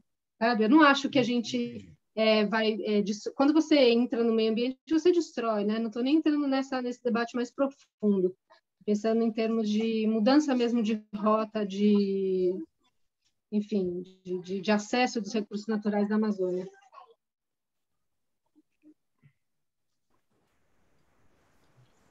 Hugo, pode fazer seu comentário, por favor. Tá bom. Boa tarde a todos, todas. Eu cheguei um pouco tarde na apresentação. Eu queria cumprimentar os autores, o Fábio e o Daniel. O Fábio, está me ouvindo? Está ouvindo? Então, Fábio, só para te dizer, nós somos colegas, porém nós estamos em 2 campos diferentes. Eu sou da Escola Paulista de Medicina e você é de Guarulhos. Não, parabéns. Osasco. Ah, você também, Nós Daniel. somos Osasco. Ah, você é Osasco. Beleza. Não, o Fábio também. O Fábio também? Ah, o Fábio tem Osasco. Tá. Beleza. Assim, em primeiro lugar, eu queria dar parabéns para vocês pelo trabalho bacana. Eu já li o primeiro livro, talvez um dos primeiros livros que o Fábio publicou, que é Para Além do PT. Eu acho que ali eu acho que mais ou menos coloca um pouco do início, né, dessa crítica que eu acho extremamente construtiva e positiva em relação ao que representou, o que representaram os governos do PT. E eu acho que mais recentemente o Fábio, e agora com você, Daniel, vocês avançam, né, na questão da América Latina, ou seja, desse progressismo. Eu entendo, assim, eu acho que até isso fica um pouco bem claro, até com a pergunta do colega da editora Elefante. Quando se fala em polarização, a esquerda, basicamente, ela esqueceu a ideia do socialismo e da luta pelo socialismo. Polarização hoje, para a esquerda, ou você tem essa democracia liberal com muitas, né, com algumas reformas muito tímidas, né, exemplos mais do que bem dados por vocês no livro, ou a extrema-direita, o fascismo, o proto-fascismo. Isso não é, claro, não é uma característica hoje só do Brasil, não. Isso está espalhado pelo mundo, isso já vem acontecendo já há muito tempo com a social-democracia europeia. E a gente, quer dizer, o processo de eleições alternadas, quando a social-democracia ganhava ou perdia para a direita liberal e agora perdendo para a extrema-direita, mostra o desgaste exatamente dessa postura de se apostar tudo num horizonte extremamente limitado e distante dos anseios da grande massa dos trabalhadores. Então, eu não sei, eu entendo que hoje é mais do que necessário a reconstrução desse horizonte de luta pelo socialismo. Luta pelo socialismo como um horizonte, como realmente um objetivo. Eu entendo que, por exemplo, esse reformismo social-democrata extremamente tímido do PT e de outras social-democracias, ele serve exatamente para criar, acho que pegando um pouquinho da fala da Renata, criar um exército de ressentidos. Porque a partir do momento que você promete e você acaba entregando algo muito limitado, você realmente começa a criar um verdadeiro exército de ressentidos. O fato de você criar uma situação onde o emprego é cada vez mais incipiente, você começa a criar um exército de lumpen proletariado, desculpe. Você começa, na verdade, a criar todas as condições, o caldo de cultura para o fascismo. Então, eu entendo que o livro de vocês, até com aquela capa muito bacana, de colocar o médico e o monstro, um em oposição ao outro, com o rosto dos 2 protagonistas do momento, a gente entende perfeitamente que, de fato, esse reformismo extremamente débil, que se resume a tentar reformar o neoliberalismo, ele acaba sendo o caldo de cultura para esse fascismo e proto-fascismo nos países mais periféricos que nós estamos vendo hoje. Eu não sei se vocês concordam com o que eu estou dizendo, mas essa é a minha interpretação do que está acontecendo. Tá? Eu gostaria de ouvir vocês e obrigado pelo espaço. Valeu, Fábio, Hugo. posso comer? Sim, só Cadê o Fábio? que... O Fábio caiu? Não, tá aqui. Agora... Não, eu posso tentar responder. Não sei se o Fábio quer falar primeiro, eu posso falar. Vou tentar dialogar, eu acho que ótimas questões, tanto da Renata quanto do Hugo. Primeiro, essa questão, inclusive você citou a professora Leda, a gente cita no livro, inclusive, essa ideia que a Renata trouxe, né? Não sei se a Renata está aí. Acho que está, né? Estou aqui. Ah, tá bom. Valeu. Não, é porque eu acho que tem uma questão que é um pouco uma visão mais geral do problema do capitalismo contemporâneo, né? Esse processo de financiarização, ao contrário, inclusive, do que muitos colegas meus do Departamento de Economia, os economistas, eu sou economista de formação, falam, né? Existe um pouco uma visão que eu acho que é equivocada, existe um capital produtivo, né? Que produz, etc., que seria bom, e existe um capital financeiro malvadão, rentista, explorador. Na verdade, não é isso. O capital é uma coisa só, né? É uma dinâmica, você vai buscando fazer de dinheiro mais dinheiro. Justamente porque a gente acredita que há uma crise permanente, o capital ele está tendo a sua reprodução bloqueada, não é à toa que desde os anos 70, cada vez mais você tem bolhas de ativos, de crédito. Vamos pegar, por exemplo, a crise de 2008, que foi causada por um endividamento excessivo e também por um preço artificial dos imóveis. O epicentro foi os Estados Unidos. Passou a crise, né? Não, veio a crise. Poucos anos depois, o endividamento voltou mais violento. Olha como não tem como conter a coisa sempre acelerada, né? E o preço dos imóveis também continuou, porque o capital precisa ir para algum lugar. Ele vai para a especulação imobiliária, ele vai, né? Na ausência de outras alternativas lucrativas, né? Você vai buscando. Então, não é verdade que a financiarização é o bicho-papão, é o capital que tem uma lógica truncada. E, pelo contrário, a financiarização, ela, a meu ver, ela é a última salvação do capital, né? É assim que, se a gente pensar, inclusive, a onda rosa na América Latina, ela só foi possível porque você tinha, como a Renata colocou, uma criação desmedida de capital fictício, valorização de ativos, isso respingou. Estados Unidos e Europa respingou na China, respingou na gente, e depois veio crise, né? E o Brasil, qual que é a questão? O Brasil tem uma singularidade, que eu acho que é isso que a Leda está falando, né? Que o Brasil ele tem se transformado a partir dos anos 90 numa plataforma de valorização financeira e continua sendo, né? Nada diferente disso, né?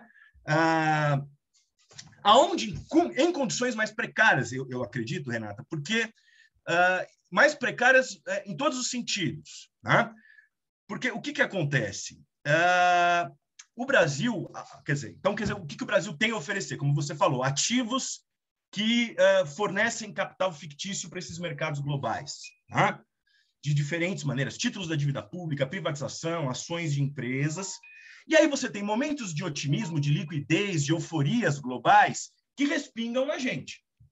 Isso foi claramente, como eu falei, o Plano Real foi isso, o auge do lulismo foi isso. Só que é o seguinte, quando vem uma crise lá fora, né, isso está acontecendo hoje no Brasil. O problema é o seguinte, para os grandes fundos globais de investimento, etc., o real é uma moeda especulativa, não é uma moeda de reserva. Quando todo mundo quer buscar risco, vamos para o Brasil, ganho fácil. Mas qualquer evento externo desfavorável, né, é fuga de capital, o dólar dispara, volta a inflação. Então, você fica totalmente vulnerável. Você não tem como fazer... você não tem autonomia, como se pensava no passado, para fazer política econômica mais básica, política macroeconômica. E isso não foi, na época do lulismo, não foi diferente isso. A diferença é que você teve uma situação favorável, né, por um relativamente longo período que te deu certas margens de manobras. Mas, assim como você teve aquele ponto fora da curva, em 2010, o Brasil foi o país que mais cresceu, porque a China continuou demandando mercado. Enfim, quando reverteu as condições externas, efetivamente, veio a maior crise da economia brasileira a partir de 2014. A gente está vivendo ainda, depois da crise de 2015 e 2016, você está vivendo uma estagnação na economia brasileira, né? Não tem mais motor essa economia, a meu ver, próprio, que não seja algo que respingue de fora, um boom de commodities ou uma entrada massiva de capitais, etc., que dê alguma autonomia para certas políticas do governo. Essa é a lógica da... Então, o Brasil é uma plataforma de valorização financeira.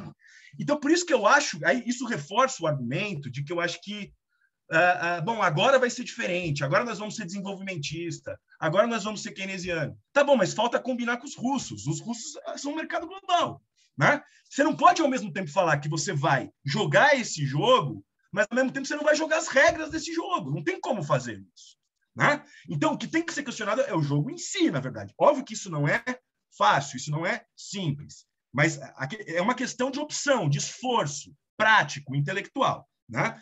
A questão ambiental que você levanta, assim, eu acho que isso tem... Se eu entendi a tua questão, eu acho que é o seguinte: uma coisa que a gente discute no livro é o Bolsonaro é a lógica pura da aceleração, é o passar a boiada, é a destruição, né? E isso tem também uma relação com a lógica do capital deixado por si só. Se o capital ele precisa acelerar, o capital né, quer dizer, é o valor que se valoriza, ele é uma lógica que é totalmente insensível à vida humana, deixado por si só. Bom, é mais destruição, porque isso gera mais acumulação, mais riqueza, etc. Então, isso tem uma relação com o Ricardo Salles, vamos passar a boiada, e etc. e tal.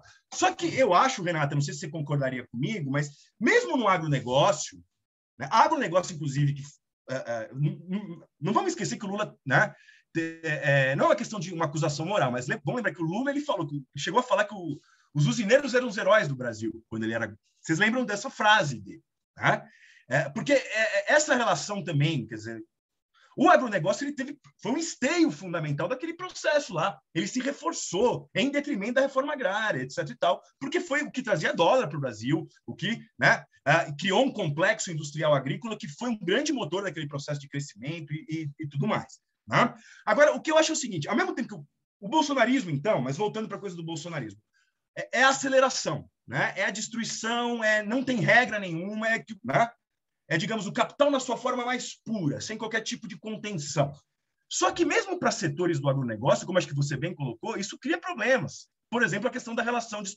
Como é que você vai exportar para a União Europeia? Você vai ter mercados previsíveis, um ambiente de negócios adequado, com um país que está nessa devastação total, né? Então, desse ponto de vista, eu acho que é factível isso que você está falando, né?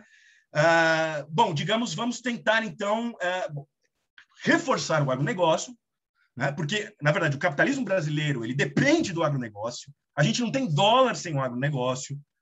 Essa cadeia, não só, né, a exportação de commodities, mas a cadeia como um todo gera emprego. Óbvio que o agronegócio em si gera muito pouco emprego, mas os setores ligados a ele são um motor fundamental da economia brasileira. Daí também a nossa dependência dos humores externos. Então, o que eu temo é um pouco, eu não sei se você vai concordar comigo, mas existe hoje um discurso muito forte da sustentabilidade, inclusive as empresas privadas, as grandes corporações, têm o discurso da ESG, né? Que você tem que ter responsabilidade. Era chamada a famosa responsabilidade ambiental e social, agora tem uma sigla. Eu vejo meus alunos discutindo isso, que fazem estágio, é ESG. Toda empresa tem que... Se ela não tem o selo da ESG, ela é bem vista, né? Com risco até de perder a sua valorização nas bolsas de valores e tudo mais. Só que, assim, eu acho que eu temo é que, na medida que você não questiona a lógica que persiste, que é a lógica da valorização como um fim em si, né, o progresso infinito, o crescimento infinito, e ninguém discute isso, né? Porque, do ponto de vista econômico, o que a esquerda está propondo, ninguém está falando, ninguém está negando que a máquina tem que continuar funcionando desse jeito, mas vamos tentar fazê-la funcionar melhor, com propósitos mais sociais, mais nacionais. Por isso que eu acho que é contraditório esse discurso. Você pode ter um selo a favor da sustentabilidade, inclusive práticas, que, bom, tudo bem, eu defendo também, para tentar regular a devastação, mas será que no longo prazo você não está corroborando essa mesma devastação, porque você não está colocando aquilo que o Bruno Latour fala, tem que parar tudo para discutir essa questão, senão o mundo vai acabar.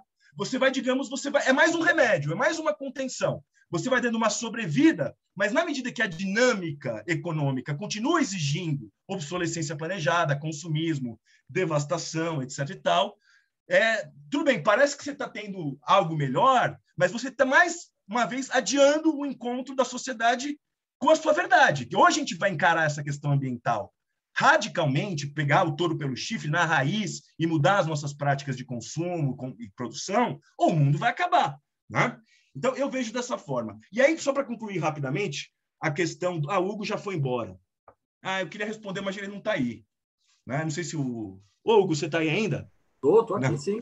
Ah, Hugo, aí você falou, trocamos... Você já falou de café, aqui eu estou tomando um café também. Não, mas não, eu gostei da tua questão, só um comentário muito breve. Eu acho o seguinte, por isso que a gente insiste nessa coisa do médico monstro, progresso, regresso. Eu acho que você tocou num ponto que me parece essencial, porque dizer que o progresso virou uma ideologia, é ideologia no mau sentido da coisa, não estou falando, né? Ideologia no sentido de algo, né? Que, na verdade, ela é uma projeção retórica, é algo que serve para eu juntar os meus correligionários, criar uma imagem positiva, né? De que nós estamos avançando, nós estamos buscando desenvolvimento, mas a realidade objetiva ela vai totalmente no sentido contrário. E eu tenho pleno acordo com você, né? Não é, como o Fábio disse, não é uma questão de responsabilizar pessoalmente as pessoas, você traiu, você... Não, mas se você embarca nesse discurso do progresso e a lógica social é extremamente regressiva, você começa a falar em cidadania, em inclusão, em melhoria, só que no dia a dia é a selva, né? Esse que é o problema. Parece algo falso, parece algo fictício, né? E você acaba, digamos, dando combustível, dando corda para a manipulação populista de extrema-direita, que vai o quê? Ela vai querer politizar esse ressentimento, politizar o ódio. Eles estão a favor da história. Esse que é o ponto do nosso livro. Eles estão a favor da história no sentido que a história é regressiva, a história é de uma aceleração da crise, né? Em vez da gente entender isso e buscar alternativas transformadoras, a gente quer dar remédios que reponham o mesmo processo. Tudo bem, né? Essa que é a coisa, mas o processo ele continua. Então, aí que está. No médio e no longo prazo, a gente está reforçando a própria extrema-direita também, nesse sentido. Porque uma coisa que a gente também comenta no livro, olha, hoje, na sociedade brasileira, o bolsonarismo, ele é em termos quantitativos, tá bom, ele é minoritário, né, em relação ao que ele foi, né? Mas a questão é o seguinte, pode ser minoritário, até pode perder eleição, pode sofrer um impeachment, mas a questão é que, objetivamente, você tem uma extrema-direita no Brasil que se encastelou, né? Pode ser uma minoria, mas é uma minoria com poder de mobilização. Eles vão para a rua, eles têm os seus supostos intelectuais, as suas instituições, e sabem trabalhar. Assim como o trumpismo não morreu nos Estados Unidos, muito pelo contrário, e agora tudo indica que eles vão voltar, né? Então, é isso que a gente está querendo falar, né? A dinâmica, né? A dinâmica social histórica de crise, ela favorece formas de fascismo, de politização do ódio, né? E na medida que a gente não vai na raiz dos problemas, a gente acaba, de certa forma, mesmo que não seja a nossa intenção, preparando o terreno para isso, né? Porque a gente está falando que vai existir progresso e desenvolvimento, mas vai existir um processo, né, que o bolsonarismo vai saber nadar de braçada. Né? Ele vai saber, digamos, extravasar um ódio social que é produzido socialmente. Esse que é o ponto. A gente está falando, não, uma sociedade sem ódio. Não, né? Mas essa dinâmica é uma dinâmica de luta de todos contra todos. Né? Um trabalho cada vez mais individualizado, sem espaço coletivo, eu tenho que concorrer com outro, eu estou uberizado, eu estou precarizado. Enfim, é isso. Isso é o neoliberalismo, no fundo. Né? O neoliberalismo é isso, essa lógica que, mesmo no mundo do trabalho, o sujeito está sozinho. Né? Não é porque ele não quer ser solidário, ele não quer ser coletivo, mas a lógica do trabalho impele ele, ou sou eu ou o outro. Então, vamos fazer a guerra. Me arma para a guerra. No limite, me arma com arma mesmo. Né? Enfim, desculpa, já falei demais, falei mais aqui do que... Perdão, mas as questões foram muito interessantes também, agradeço. Rapidinho, Daniela, reforma da Previdência, né? Não é extraordinário constatar que o batismo de fogo do Lula foi o mesmo do Bolsonaro? Nos dois casos foi uma reforma da Previdência, embora o conteúdo de cada uma delas, enfim, é evidente que foi diferente, porque elas foram cumulativas, né? E no caso do lulismo, essa é uma reforma da Previdência, foi o batismo e é o batismo de fogo do ponto de vista da ordem, né? Do ponto de vista, digamos assim, da classe dominante. Então, que no caso do Lula foi o batismo de fogo do módulo lista de regulação do conflito social, foi mostrar que eles eram capazes de implementar na conversa, vamos dizer, suave, aquilo que a mesma reforma que o Fernando Henrique não tinha conseguido anteriormente implementar na marra. né? Então, daí a eficácia política do lulismo. O bolsonarismo, depois, é um batismo de fogo de uma outra forma política, que se coloca justamente porque o lulismo se tornou, se tornou anacrônico, se tornou desnecessário. Por quê? Porque 13 anos depois, 14, 15 anos depois, o campo popular estava dividido, apassivado, desprestigiado. Não sei se fica claro o que eu estou dizendo, mas em 2003, quando vai a reforma do Lula, você tem um campo popular a convencer, e essa era a eficácia do módulo lista de regulação, estava aí. Bolsonaro, muito depois, é outro cenário, é outro contexto, e é outro campo popular, né?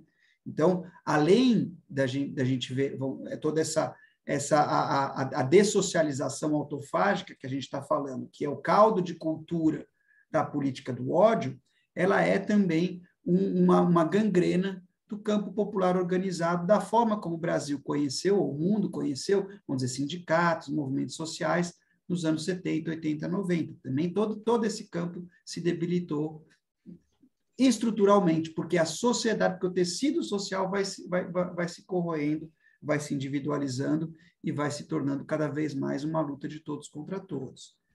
A fração de classe que você falou, eu não sei exatamente, não entendi, não ficou muito claro para mim, né? Mas eu sei que o André Singer, que você mencionou, né?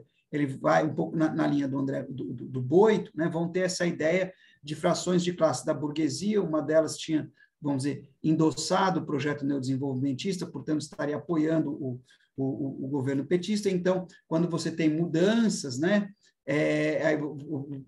Muda os ventos, então essa teria perdido o apoio. Eles fazem um raciocínio análogo para falar do capital financeiro, né? Então, quando a Dilma tenta subir os juros, isso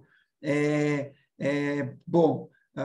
Eu não vou explicar porque essa parte dos juros especificamente, porque é muito fraca. Tem, por exemplo, o livro do Vitor Schincariol, que mostra, ou então aquele que chama Marcha do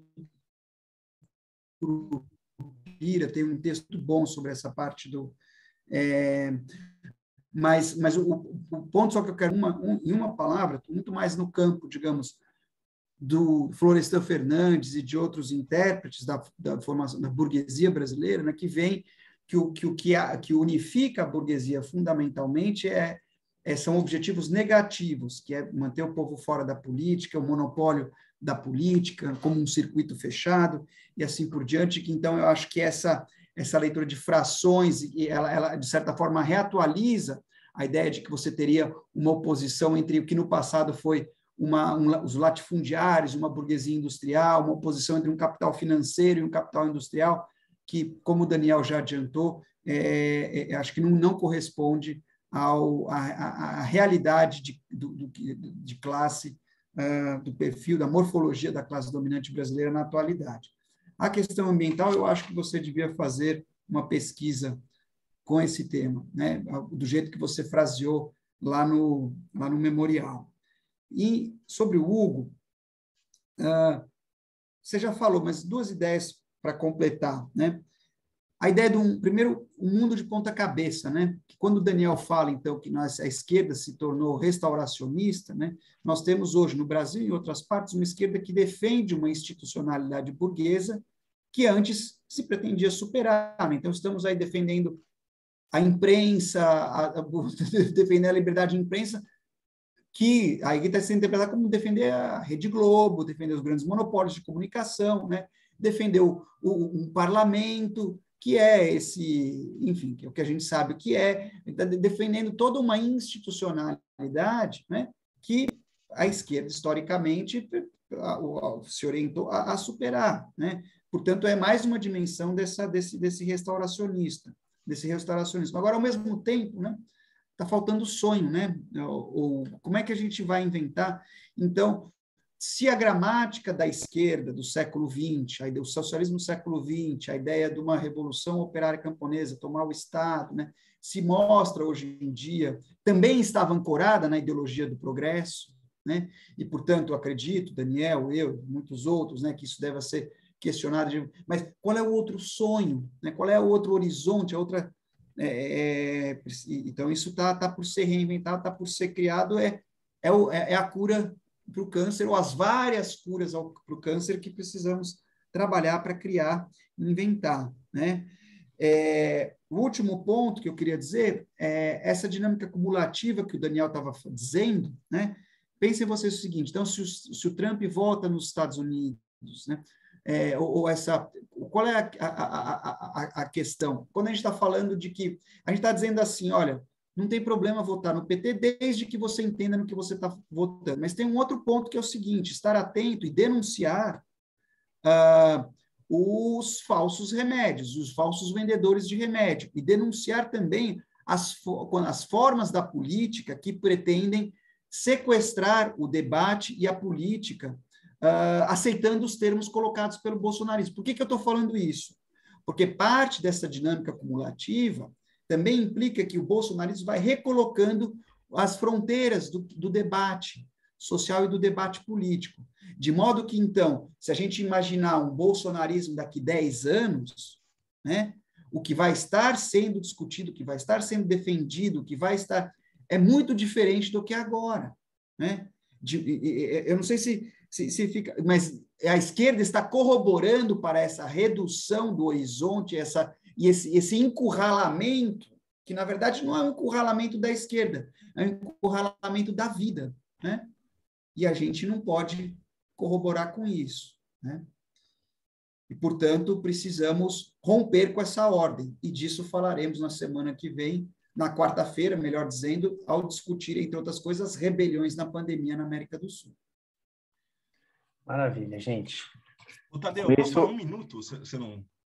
se for um minuto, pode ser, porque já estourou não, 23 minutos do nosso horário. Eu só vou levantar uma lebre, vamos discutir melhor depois da questão da Renata, assim, essa coisa do Singer, Boito, você tem uma fração da burguesia que teria um projeto com lulismo, Dilma, e que foi derrotada pela fração antinacional.